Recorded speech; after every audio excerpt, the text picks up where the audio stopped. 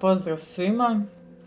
Evo, većina vas je došla do ove stranice kroz evangelizaciju, ono što mi kršćani zovemo biti tu jednu aktivnost gdje dolazimo do ljudi i zapravo širimo vijest o Isusu Kristu, o nebeskom kraljevstvu, o onome što je Isus napravio u nama, za nas, kroz nas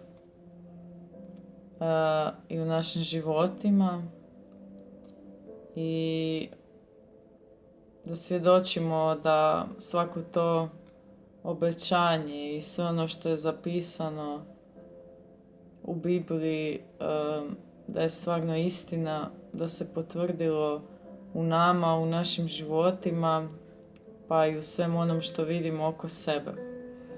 I u biti svjedočimo o tome. Evo, meni osobno uvijek mi je bilo stalo da znam istinu u svemu. Znači sve što se događa, sve što se radi, sve što slušam, sve što govorim, sve. Jednostavno zanimala me istina uvijek u svemu. Šta se zapravo tu događa, šta je iza čega i tak dalje. Isto tako uvijek mi je nekako bilo stalo do ljudi, do čovječanstva, do životinja, do biljaka. Jednostavno bilo mi je stalo do svijeta. I uvijek sam vidjela da neke stvari ne štimaju i zanimalo me zašto ne štimaju, kad jednostavno nekakav zdrav razum mi je govorio da stvari mogu štimati, da jednostavno naizgled nema problema zašto neke stvari ne bi štimale, a s druge strane gotovo nikakva stvar ne štima. I u toj potrazi jednostavno onako svaki odgovor koji mi je došao, naše svrhe, našeg porijekla, naše budućnosti, jednostavno ništa nije imalo tu srž neku, da kažem da to je to. Jednostavno uvijek je nešto falilo, međutim kad mi je sam Bog pokazao da je Biblija njegova riječ, da je od svih tih interpretacija Boga ta istinita, ali jednostavno eto Bog mi je pokazao i da je živ, i da me voli, i da ima odgovor na sve, i da ima rješenje za sve. Što je to bilo veliko olakšanje za mene, s obzirom da sam uvijek htjela spasiti i poboljšati svijet, ali jednostavno uvijek bi završila obeshrabrena kada bi vidjela koliko je to velik i težak i naizgled zaista nemoguć zadatak. No dobro, da li ste evo došli do ovog videa na Facebook stranici Svrha ili na YouTube kanalu SD kanal. Evo, želim uputiti što se tiče Facebook stranice Svrha. Znači, ja preporučam da posjetite stranicu i pri vrhu stranice, znači, imate linkove za nekakve YouTube kanale ili slično, uglavnom YouTube kanale, gdje tu možete pronaći i svjedočanstva, možete pronaći nekakva pitanja. Imate recimo brata Tomislava Terzina po YouTube-u koji odgovara na nekakva pitanja kroz znanost, da tako kažem, s obzirom da je on profesor na sveučilištu, mikrobiolog. Je to jednostavno kroz znanost, kao krenuo je na faks kao ateista, ali kroz znanost je upravo vidio da mora postojati stvoritelj, kreator, inteligentni dizajner inteligentnog dizajna. Tako da je to mnoga neka pitanja na području znanosti o postojanju Boga možete pronaći u mnogim njegovim videima. Isto tako na neka biblijska pitanja, povijesna i tako dalje. Isto tako ima tu još stranica koje sam stavila pod link gore. Znači možete malo istražiti sami sve skupa cijelu tematiku o kojoj smo vam evo možda svjedočili već negdje ili ste možda samo dobili nešto. Pa eto, da malo dublje vidite sami nekakve stvari. Eto, vaš život je bitan. Bitan je Bogu prvenstveno, a onda i svima onima kojima je Bog izlio po Svetom Duhu svoju ljubav u srce. Nama svima je stalo do vašeg života, a vjerujem da je i vama. Ako mislite da vam je stalo do vašeg života na način da kao dozvolite sebi da radite šta hoćete i tako dalje, zato što upravo to svijet govori, budi svoj i tako dalje. A reći ću vam da taj svijet koji vam to govori samo vam nudi nekakve svoje kalupe u koje vas želi ukalupiti kako bi ostali zaokupirani tim stvarima, kako bi imali koristi od vas, a kako na kraju bi vaša duša završila odvojena od Boga. I zapravo to je onaj pakao o kojem ste čuli, odvojenje od Boga. Znači možemo ili ponovno biti s Bogom, tako da prihvatimo ono što je on napravio na križu za nas, tako da nas ispuni svojim svetim duhom i da hodamo s njim do vječnosti. Ili jednostavno možemo odbiti Božji poziv, Božju žrtvu. Možemo i odbiti i živjeti u nekim trenutnim zadovoljstvima koji će nas kraju već i u ovom svijetu, a onda i zauvijek odvesti u propast. To je realna istina i da li vi to sad vjerovali ili ne, mislim da je jako važno da sami ispitate takve stvari. Da li je vaš život zaista bitan ili nije, zašto bi bio, zašto ne bi bio. Da sami kažete Bogu, Bože, ako te ima, ti mi se pokaži. Ako imate bilo kakvo pitanje, pitajte, Bože, ako te ima, evo želim znati odgovor na to i to pitanje. I budite otvoreni da vidite i da čujete, jer Bog zaista progovara i pokazuje, a sad ne je na nama da li ćemo mi to vidjeti ili ne, da li mi osluškujemo, gledamo, pratimo ili ne pratimo.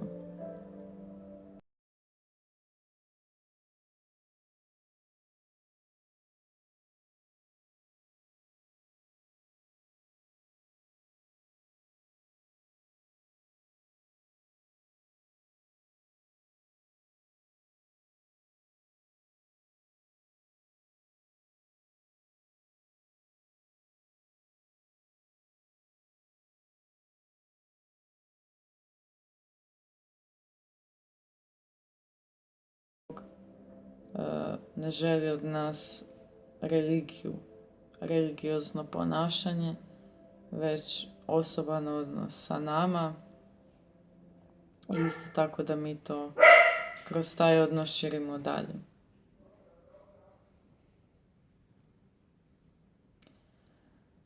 Što se tiče evangelizacijskog tima kojeg ćete često sresti na ulici,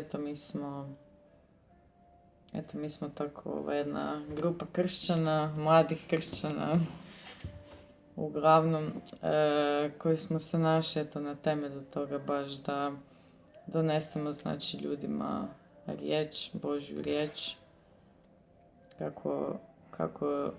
kako i piše u Svetom pismu i kako Isus u biti rekao da je to naše poslanje. Nismo ovdje samo da vjerujemo i to je to, već smo ovdje da dijelimo ono što smo primili, a ne da zadržavamo za sebe, jer ono što smo primili nije mala stvar, ono što smo primili je život, vječnost, radost, mir koji nadilazi ovaj svijet, ovaj razum, istinu. Isus Krist je put, istina i život. To smo primili i to je ono što želimo i trebamo širiti dalje i širit ćemo. Tako da eto, stvarno želim da doživite i vi tu istinu u vašem životu, koja će vas otkrijepiti, koja će vas odmoriti, koja će vam dati nešto što nikad niste mogli ni zamisliti da ćete imati. I što se tiče, znači, sigurno smo vas nekad pozivali u nekakvo zajedništvo ili nekakve zajednice. Pa evo, ja osobno nemam baš sad nešto puno vremena, da se nalazim na nekakvim kavama previše i tako nekakve stvari. Eto, stvarno, nam je vrijeme dosta ispunjeno od samog posla, i obaveza u ovom svijetu, kako bi rekli. A onda i zaista što volimo biti u zajedništvu s braćom i sestrama i zato vas u ta zajedništva i pozivamo, jer znamo koliko to dragocjeno kad smo svi zajedno, kad svi zajedno dijelimo ono što je svakome Bog dao, jer svi smo jedinstveni i kroz svakog se Bog jedinstveno želi proslaviti, dati ono nešto jedinstveno kroz svakog od nas. Zato zajedništvo je jako dragocjeno i uvijek ćemo vas i pozivati u zajedništvo. Znači, iz naše grupe idemo po različitim zajednicama isto tako. I ono što mogu reći, znači mnogi se pitaju, ako sad krenem tu, jer onda ne smijem tu, ili tako neke stvari. Mislim da ono prvo što trebate znati, recimo kakav ja imam stav i u takve zajednice i zajedništva idem, znači da ste prije svega slobodni. Znači imate slobodnu volju. Znači ako nam je Bog svima dao slobodnu volju, ko smo mi da jedni drugima oduzimamo slobodnu volju. I to je jako opasno i zapravo tu se vidi da nešto ne štima. Tako da ne morate misliti ako dođete sada u nekakvu kršćansku zajednicu koja nije nekakva tradicionalna, kako poznajete na našim prostorima, uglavnom katolička ili tako nešto.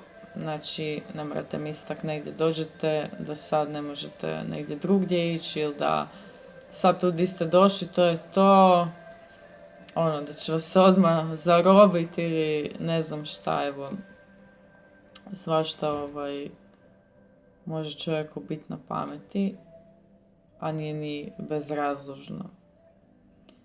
Ali eto, mogu vam stvarno reći da ako dođete tamo gdje se mi krećemo, da li u naše zajedništvo, nas individualaca, da tako kažem, skupljenih ili u neka zajedništva gdje je već malo organiziranije, gdje su formirane zajednice, crkve.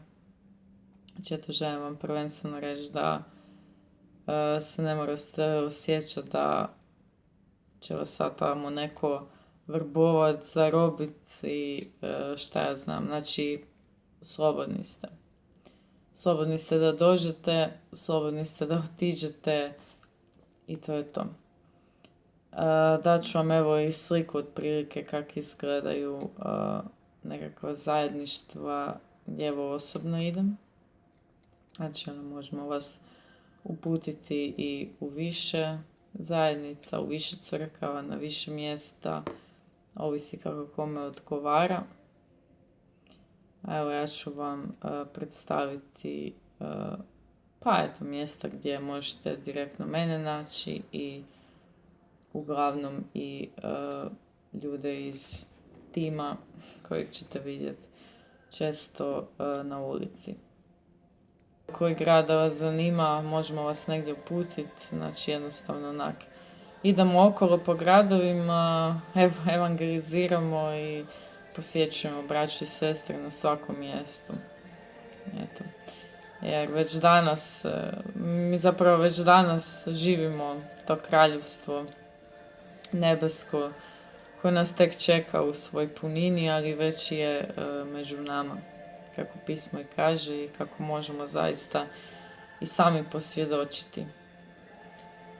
I znači trenutno u Zagrebu ima dosta zajednica, također gdje vas možemo uputiti, a evo ja ću predstaviti dvije gdje evo trenutno idem revno. Znači prva bi bila udruga Dunamis u Dubravi, Vrpolska 10, znači sastanci su nedjeljom u 10 ujutro.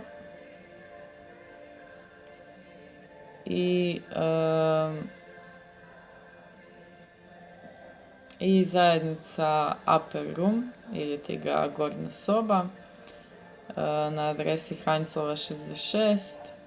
Znači sastanci su za sada ponedjeljkom, četvrtkom i subotom od 6 do 8.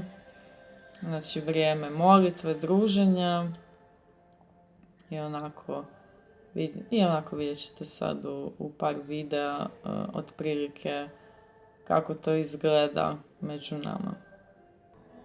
Eto, Božji blagoslov vam želim.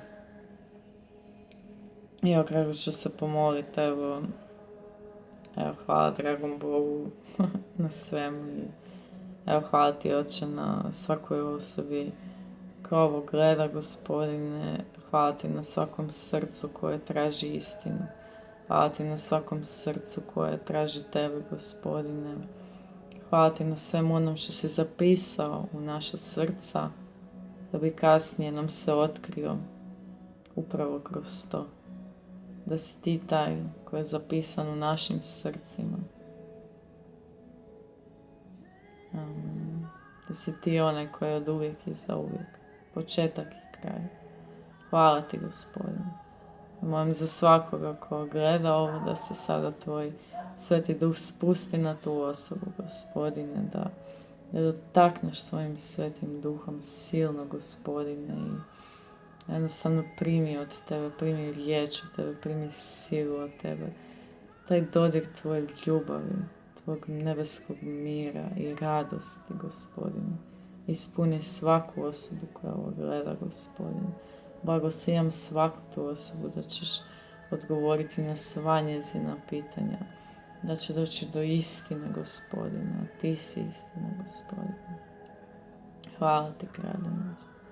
Hvala ti, Kralju naš. Zasjaj u svakom srcu Krista, u svakom srcu koje ovo gleda, Gospodine.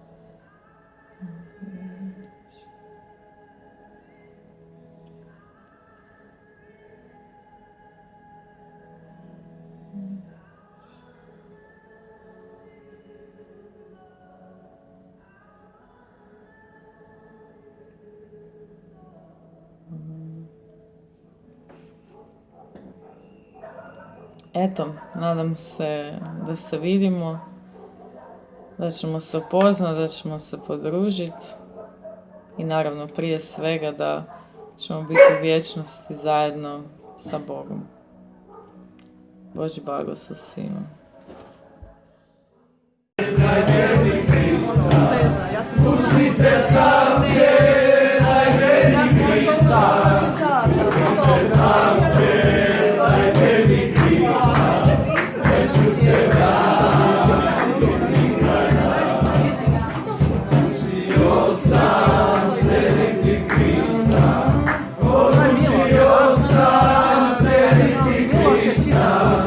Odlučio sam slijediti Krista.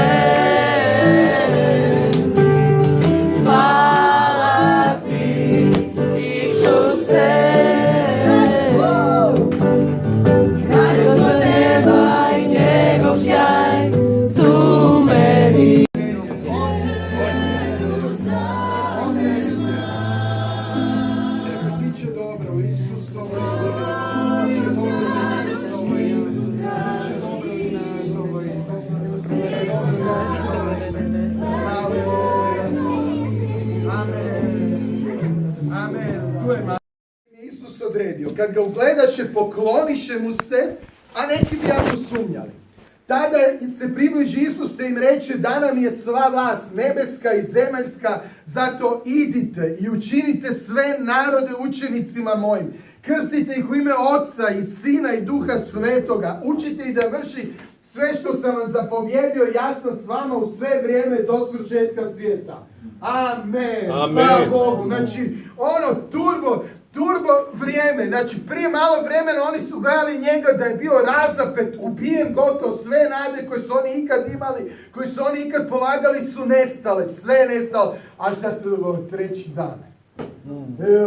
Treći dan. Ovi su i grob zapečatili, i stražare postavili, jer jednostavno džaba ti je. To je ona, mi imamo taj super prijevod, meni to super. Uzeli džabati se protiv ostana pratjati. Kako je to smiješan prijevod. Da, to je to, nisu mogli zadržati Krista.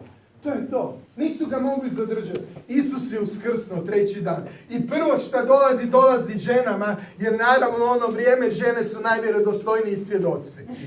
Znači niko nije uzimao, njega uopće nije brige.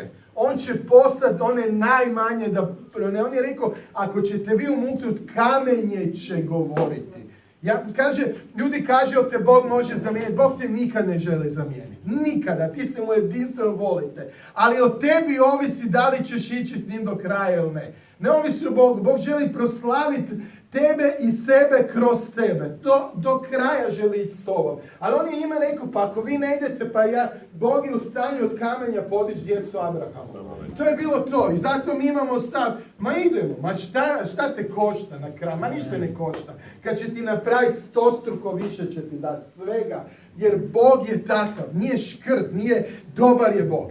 I tu dolazi Isus, dolazi nakon uskrsnuća. I remain in your heart. U njima se otkrivam. In your hearts I am revealing myself. Strpljivo čekam. I am patiently waiting. Probijam se kroz gomilu. I am breaking through to masses. Da mi čuješ glas. That you would hear my voice. Prepoznat koga može. Recognize what you can. To je spas. Who is your Savior? Pružam ruke. I am reaching out with my hands. Osvajam. I am taking control. Oslobađam. I am setting free. Kad god odeš, whenever you leave, ja i dalje tu sam. I am still here. Ne napuštam. I don't leave you, već strpljivo slušam. but I'm patiently listening, Čekam tvoj glas. waiting for your voice. Smirujem ljutnju i strast. I calm down the storm and the fear and the anger. Uz mene ne možeš past. Alongside of me you cannot flow. Hranim i pojim. I feed you. Dišem i postojim. I write and I exist. Ne odlazim nikada. I never leave. Strpljivo čekam. I wait patiently. Zazovi me. Call upon me. Otvori me. Open me up. U tebi sam. In you I exist. Svaki dan Every day i svaki čas. and every moment. Thank you, Jesus.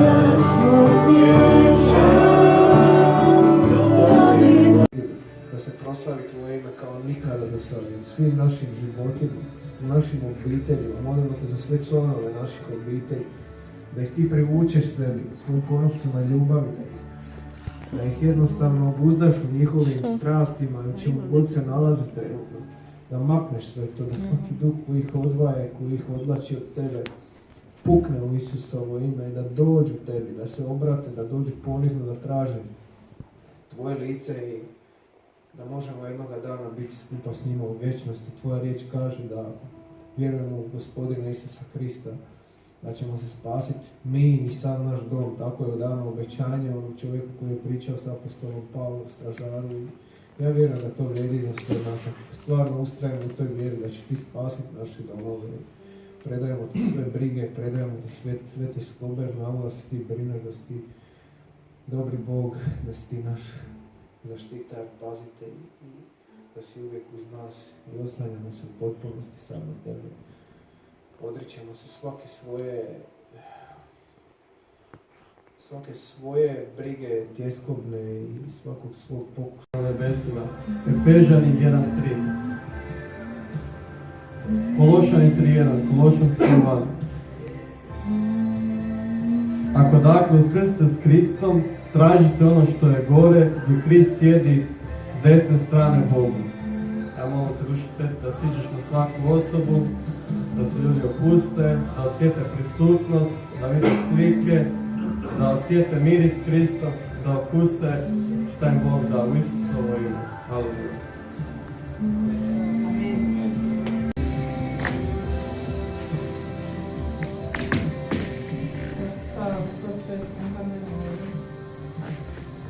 Blagoslijedaj dušo moja Gospoda, velik si veoma Gospode Bože moj, sjajnim veličanstvom si se odjenuo. Zagrnio si se svjetlošću kao plaštem, razapeo si nebo kao šator. Nosače dvorova svojih na vodama si sagradio, od oblaka kola svoja, putuješ na krilima vihora. Vjetrove pretvaraš u svoje glasnike i plamene ognjene u svoje službenike. Postavio si zemlju na njezine stupove, neće se poljuljati za vijeke vjekova. Pokrio si je oceanom kao haljinu. Nad gorama stajahu vode, a na prijetnju se tvoju povukoše. Od gromovnoga glasa tvojega uzmakoše. Uzdigoše se gore, spustiše se doline na mjesto koje si im odredio. Postavio si im granice neprijelazne, da se ne vrate i opet ne prekriju zemlju. Po dolinama si sveo izvore u potoke, da teku među gorama, da poje sve poljske zvijeri i divlji magarci, da ugase od njima svoju žeđ. Uz njih se gnjezde ptice nebeske, među granama se razliježe njihovo cvrkutanje. Napajaš gore iz svojih visokih dvorova, plodom se tvojih dijela siti zemlja. Daješ da raste trava stoci i bilje na korist čovjeku, da izvede kruh iz zemlje i vino koje veseli srce čovjeku, ulje da osvježi svoje lice i kruh da okrijepi srce čovjeku. Stabla Gospodnja hrane se sočnošću, cedrovi libanonski koje on zasadi, na njima ptice viju svoja gnjezda, na čempresu dom je rodin. Gore visoke pripadaju divokozama, pećine su zakon jazavcima. Stvorio si mjesec da označava vremena i sunce koje zna vrijeme zalaza. Kada razastreš tamo i dođe noć, u njoj tad vrvi sva šumska zvijera. Lavići viču za pljenom i od Boga traže hranu. Kada sunce iziđe, povlače se i lježu svoje jazbine. Tad čovjek izlazi na svoj posao i na rade do večeri. Kako su brojna tvoja djela, Gospode! Sve si ih mudro stvorio, zemlja puna tvojih stvorenja. Tu je more veliko i prostorno. U njemu vrve sitne i velike životinje bez broja. Onuda plove lađe i levijatan kojeg si načinio da se igra po njemu. Svi iščekuju da ih ti na vrijeme nahraniš. Daješ li im, oni sabiru. Otvoriš li svoju ruku, nasite se dobrima. A odvratiš li svoje lice, preplaše se. Uzmeš li im dah, umiru i opet se u prah vraćaju. Ako svoj dah pošalješ, stvoreni su. I tako obnavljaš lice zemlji. Nek dovijeka traje slava Gospodnja. Nek se veseli Gospodu svojim dijelima.